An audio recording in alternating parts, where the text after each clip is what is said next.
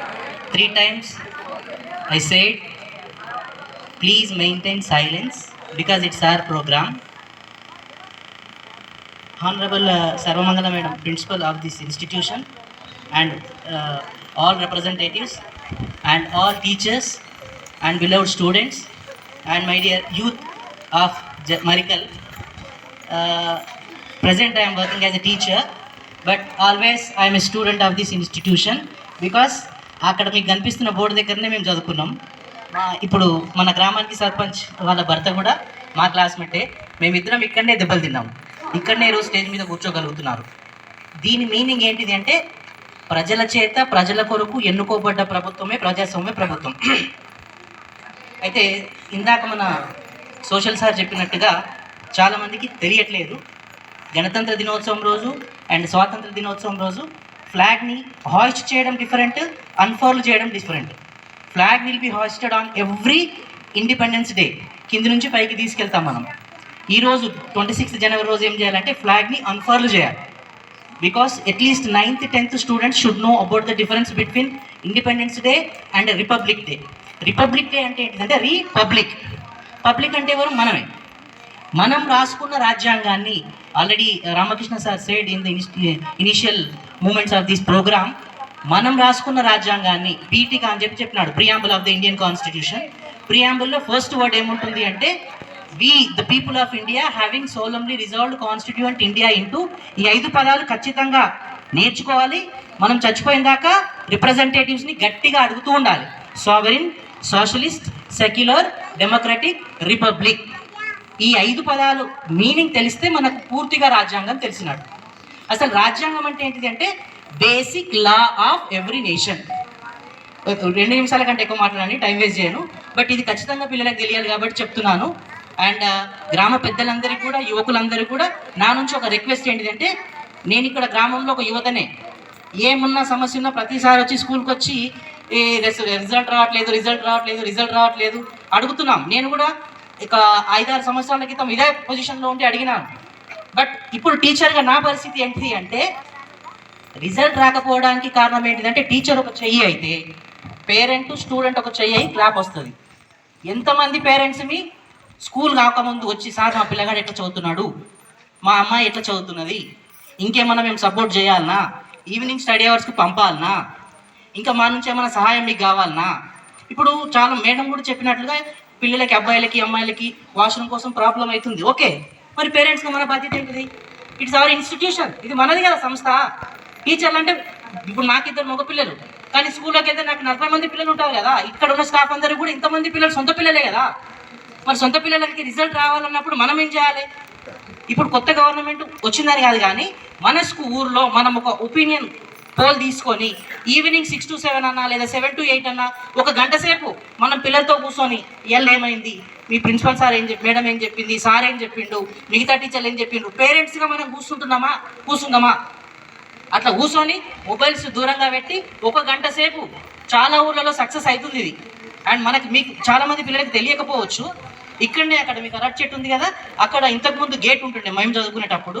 This institution has established in 1915. ఈ school demolish అవుతున్నప్పుడు, ఆ గోడ గోలగొట్టినప్పుడు అక్కడ ఒక శిలాఫలకం వెళ్ళింది, అది ఇప్పుడు స్కూల్లో దాపెట్టినట్టున్నారు. 1915 టైంలో ఉస్మానియా యూనివర్సిటీ 1918లో కట్టిండ్రు. ఉస్మానియా యూనివర్సిటీ కట్టకంటే ముందుగా కట్టబడ్డ స్కూల్ ఇది. మీరు చదువుతున్న స్కూలు యూనివర్సిటీ కంటే పెద్ద స్కూల్. అండ్ ఈ చుట్టుపక్కలనే గుంటుమల్లో ఒక స్కూల్ ఉంది, జెడ్పిహెచ్ఎస్ మరికల్ ఒకటి ఉంది, కొందూరులో ఒకటి ఉంది. అంటే రేడియస్ చూడండి, ఇక్కడికి కొందూరుకి ఇంచుమించుగా 30 కిలోమీటర్లు, ఇక్కడికి గుండుమల్కి ఇంచుమించుగా 32 కిలోమీటర్ల దూరం ఉంటుంది. ఇంతమంది చుట్టుపక్కల పిల్లలు, నిన్నమన్న మండలమైన చోడపూర్లో కూడా స్కూల్ లేదు.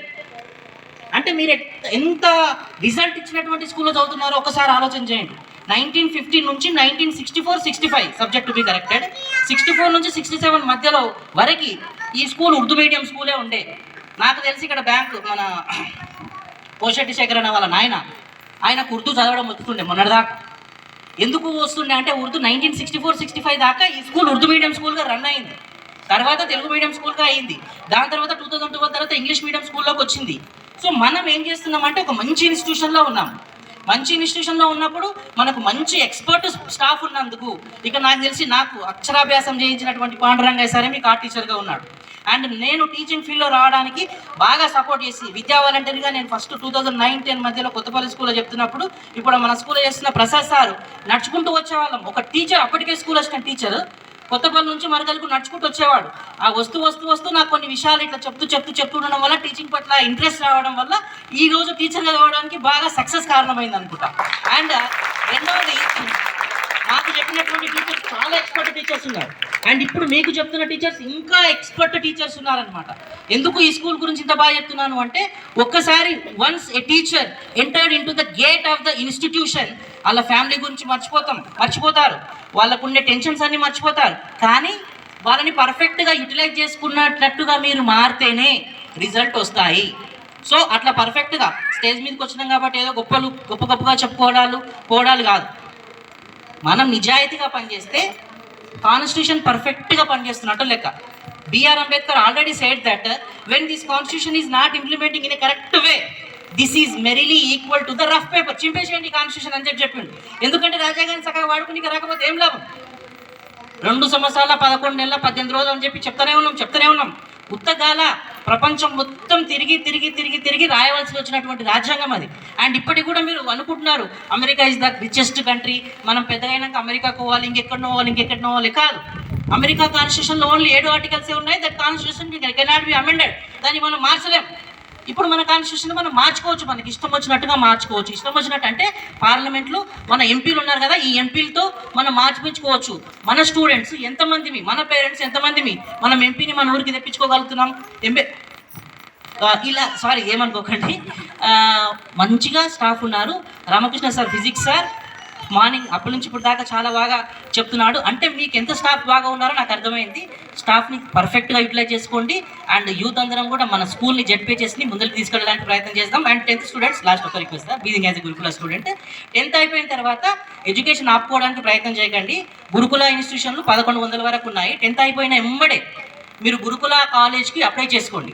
ఈజీగా సీట్ వస్తుంది అనమాట. ఎందుకంటే మనం మెన్మంగళ చదివి లేదా మహబూబ్నగర్ చదివి దాని తర్వాత ఉత్తగానే ఉండిపోవడానికి ట్రై చేస్తున్నాము. ఇంటర్ తర్వాత డిగ్రీలో కూడా గురుకుల స్కూల్స్ ఉన్నాయి. ఫ్రీ ఫుడ్ ఉంటుంది, ఫ్రీ హాస్టల్, ఫ్రీ బోర్డింగ్, ఇట్లా చాలా బాగున్నాయి గురుకుల స్కూల్. దీన్ని రాయడానికి ప్రయత్నం చేయండి. అండ్ చాలా మంది పిల్లలకి ఇంట్రెస్ట్ చదువు మీద లేకపోతే ఐఐటి అయినా చేయండి. మన ఊర్లో ఐఐటి చేసిన వాళ్ళు అందరూ సక్సెస్లో ఉన్నారు. పాలిటెక్నిక్ రాయండి, ఐఐటి రాయండి. చదువు అంటే ఏదో పెద్ద కోర్సులే కాదు, ఈ ఐఐటి పాలిటెక్నిక్ కోర్సులో కూడా చాలా మంచి ఫ్యూచర్ ఉంది. ఇట్లా టైంని బాగా యూజ్ చేసుకోండి. మళ్ళీ అవకాశం వచ్చినప్పుడు మళ్ళీ ఎప్పుడైనా మాట్లాడతాను. Thank you. అందరికీ గణతంత్ర దినోత్సవం యొక్క శుభాకాంక్షలు.